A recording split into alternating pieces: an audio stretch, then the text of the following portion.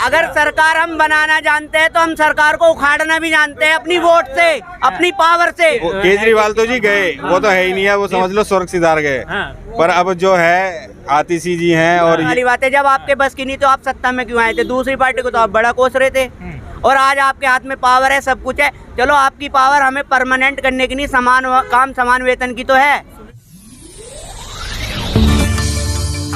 मेरा नाम अरविंद कुमार है। ये लेटर कल हेडक्वार्टर में दे के आए हैं डीटीसी मुख्यालय पे। हाँ, सीजीएम मैडम को, ठीक है, जिन्होंने इस पे संज्ञान लेते हुए please put up and examine, इसका मतलब होता है कि हम देखेंगे और सुनवाई करेंगे। रिसीव कर लिया। हाँ, बस ये रिसीविंग दी है। अच्छा। लिखित में कोई ऐसी रिसीविंग नहीं दी, ये भी टेम्परेरी है। इसी फोटोकॉपी, इसकी फोटोकॉपी पे आपको रिसीविंग दे दी है। हाँ, इसी के ऊपर। इसमें क्या डिमांड है रखिए भैया? इसमें डिमांडें हैं जी, बेसिक डीए और जो हमारा बेसिक ग्रेड पे है। हाँ, ठीक है। 15 CL मेडिकल फैसिलिटी, टीए और ड्राइवर बैच परमानेंट, ठीक है, और guest room only male female जो भी अलग अलग होता है, और जॉब सिक्योरिटी 60 साल के लिए, जो कि ये इन्होंने अभी तक नहीं।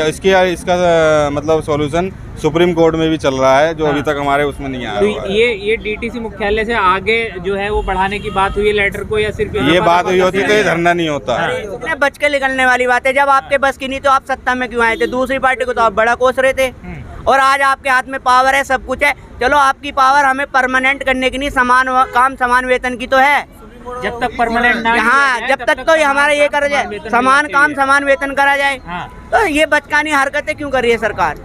कि उन्होंने जी वो हमारा ये नहीं कर सकते तो हम उनका ये नहीं कर सकते। हमारा बस इतना ही मुद्दा है, हमारा समान काम समान वेतन। डीटीसी का निजीकरण बंद करो और जो हमारे डीटीसी के चालक है वो ही हमारी डीटीसी की गाड़ी चलाएंगे।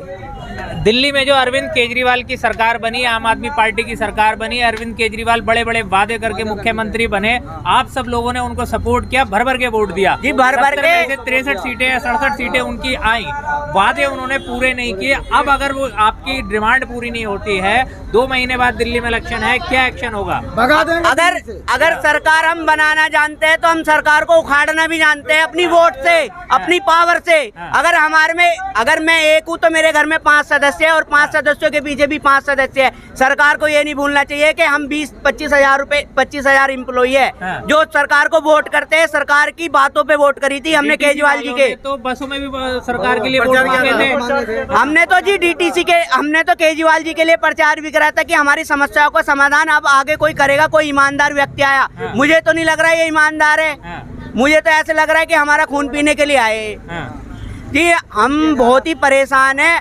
यहाँ नहीं डीटीसी, एमसीडी, दिल्ली जल बोर्ड और आपका मेडिकल में कहीं भी चले जाओ, सारे कॉन्ट्रैक्ट के कर्मचारी परेशान है, सबका शोषण होता है। 10-20 रुपए सैलरी बढ़ाई जाती है मात्र हर साल, 4 रुपए हर साल बढ़ाए जाते हैं बस एनुअल। ये हमारी सैलरी, और बड़े बड़े ट्वीट करते हैं कि हमने इतनी सैलरी बढ़ाई। हमारी सैलरी 4 रुपए बढ़ी है और 400 करोड़ रुपए उस पे प्रचार का खर्चा कर देते कि जी हमने दिल्ली में ये करा है। बताओ हमारा क्या कर? आप किसी एम्प्लॉय के घर जाओ, किसी भी डीटीसी कर्मचारी के घर चले जाओ, कॉन्ट्रैक्ट वाले के, वो या तो किराए पे मिलेगा और या फिर उस पे बेचारे पे अपना घर होगा तो वो सही भी बना हुआ नहीं होगा, 1 आध मंजिल ऐसी बना हुआ होगा और उसमें भी 1 महीने का भी राशन नहीं होगा। तनख्वाह कितनी मिलती है आपको? हमें सैलरी मिलती है 20 हजार रुपए लगभग, PF ESI कट के मिलते हैं, वो भी जब हम 26 ड्यूटी कर ले, ना तो हमें कोई रेस्ट है और जब हम छुट्टी करते हैं उसका पैसा कटता है। अगर हम 18 ड्यूटी करेंगे तो हमें लेटर इशू कर दिया जाएगा कि आपने इतनी ड्यूटी कम करी है। आप एक बार बताओ, 60 किलोमीटर बंदा दूर जाएगा नौकरी करने अपने घर से, वो किस टाइम पहुंचेगा? अगर उसकी हाजिरी सुबह 4 बजे की होगी तो वो कैसे जाएगा? ना तो इनके पास स्टाफ बस है और ना कोई सुविधा, ना आने की और ना जाने की।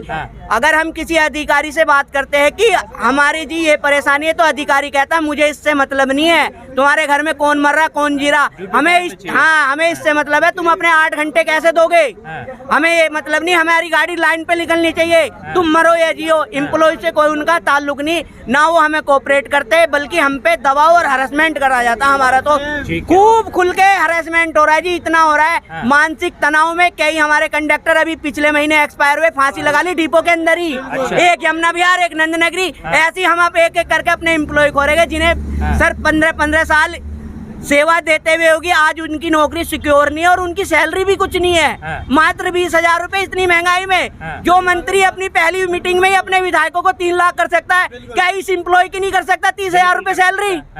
अब हम सारे के सारे कर्मचारी दिल्ली सरकार को और अपने इन अधिकारियों को बताएंगे कि हम सारे के सारे एक साथ रिजाइन देंगे। दिल्ली के अंदर जितने भी कर्मचारी है, आज हमारी आत्मा रोने को तैयार है, लेकिन हमारी कोई सुनने वाला नहीं है। हमारी हालत बहुत बुरी हो चुकी है, बहुत कैसी हालत हो रही है, कैसी हालत हो गई है भाई? और कोई नहीं हमारा सुनने वाला, कोई भी नहीं है। कोई ये डीटीसी के कर्मचारी हैं, ड्राइवर हैं, कंडक्टर हैं।